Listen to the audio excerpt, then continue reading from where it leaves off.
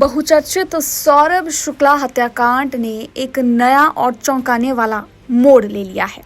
अपने पति सौरभ की हत्या करने के बाद मुस्कान ने अपने प्रेमी साहिल के साथ हिमाचल प्रदेश के कसौल की यात्रा की। 10 मार्च को दोनों ने कसौल के होटल पूर्णिमा में चेक इन किया। यहाँ वे 6 दिन तक रुके। 16 मार्च को होटल से चेकआउट किया और अपने घर लौट आए। होटल पूर्णिमा के संचालक अमन ने बताया कि मुस्कान और साहिल 10 मार्च को कसौल पहुंचे और होटल पूर्णिमा में चेक इन किया। 203 नंबर के कमरे में वो दोनों ठहरे थे। जानकारी ये भी है कि इस दौरान मुस्कान ने साहिल के साथ 11 मार्च को उसका जन्मदिन भी मनाया था। विशेष बात यह है कि वे कसौल तक टैक्सी में पहुंचे थे और पूरे वक्त कमरा छोड़ने की बजाय ज्यादातर समय अपने कमरे में ही रहते थे। साहिल ने होटल रिसेप्शन पर मुस्कान को अपनी पत्नी बताया था और अपनी आईडी दी। उन्होंने ये भी बताया कि दोनों ने होटल में यहां पहुंचने पर ही बुकिंग की थी और इसके बाद उन्हें 203 नंबर का कमरा दिया गया था। अमन ने कहा कि दोनों का व्यवहार काफी सामान्य नहीं था।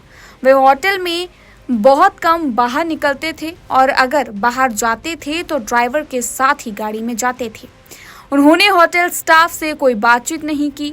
इन 6 दिनों में ना ही एक बार भी कमरे की सफाई के लिए कहा। यही नहीं, 6 दिन की इस अवधि में उनका खाना भी हमेशा कमरे में ही मंगवाया गया। 16 मार्च को चेकआउट करते वक्त दोनों ने होटल स्टाफ से अपने घर वापसी की बात की और दोपहर बाद टैक्सी लेकर होटल से रवाना हो गए। अमन के अनुसार इस जोड़े ने कसौल आने से पहले मनाली में कुछ दिन रुकने की बात कही थी और वहां से सीधे कसौल पहुंचे थे, क्योंकि होटल में जब भी कोई गेस्ट आता है तो उसके आने और यहां से जाने के स्थान का ब्यौरा भी पूछा जाता है। हालांकि अब तक जांच के लिए कोई टीम होटल नहीं आई है। मेरा नाम अमन कुमार है। ये 10 तारीख को आए थे यहाँ पे। इनका नाम साहिल शुक्ला और मुस्कान रस्तोगी नाम था इनका। ये 10 तारीख को यहाँ पे आए थे स्टे के लिए। तो ये लॉन्ग टर्म के लिए रुके थे, रखे 5-6 दिन के लिए रुके थे और 16 को चेकआउट हुआ था इनका। लिस्ट हम जैसे आईडी मांगी तो उन्होंने बोला कि हमारी वाइफ ही है जब चेक इन टाइम में, तो बाकी तो ऐसा कुछ नहीं स्पेशली बताया उन्होंने।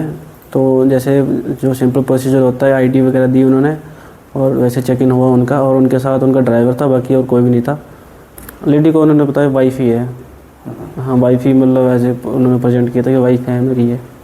तो यूजुअली वो कमरे में रहते थे ज़्यादा टाइम, अपना टाइम ना मतलब बाहर भी कम ही जाते थे, तो मतलब ज़्यादा वो कमरे में रहते थे। व्यवहार ऐसा था कि मतलब यहाँ तो मिलते जुलते नहीं थे किसी से ना, मतलब 5-6 दिन तक यहाँ पे रहे तो किसी से मिलते जुलते नहीं थे यहाँ पे ना वो। तो कभी मतलब दिन में एक आधा बार निकलते थे बाहर, बाकी उनका जो भी मतलब खाना वगैरह रूम में ही जाता था। मतलब उनका बाहर मतलब लोगों से इतना मिलते नहीं थे वो, मतलब जैसे स्टाफ वगैरह से इतना बातचीत नहीं थी उनकी। अब जैसे कि मैंने आपको बताया कि वो दिन में एक आध बार बाहर निकलते थे, वैसे तो नहीं निकलते थे बाहर ना। एक आध बार जो भी उनका सामान लाना था वो एक आध दिन बाहर निकलते तो वो उसमें ले आते होंगे। उतना आइडिया नहीं है कि वो सामान वगैरह के कैसे क्या करते थे। तब बाहर जाता था? हाँ, वो गाड़ी लेके बाहर जाते थे। मतलब जब भी बाहर जाते तो ड्राइवर, गाड़ी यहाँ पे थी, गाड़ी भी 6 दिन यहाँ पे थी, तो जब भी बाहर जाते तो ड्राइवर को लेके जाते थे और ड्राइवर को ही साथ में लाते थे। गाड़ी में बुलाना जाना रहता था उनका। तो नहीं, वो जैसे हम जैसे चेक इन टाइम में पूछते हैं कि कहाँ से आए हैं, कहाँ जाना आपने, तो सिंपली उन्हें ये बताया कि मनाली से आए हैं और वापस यूपी जाना है।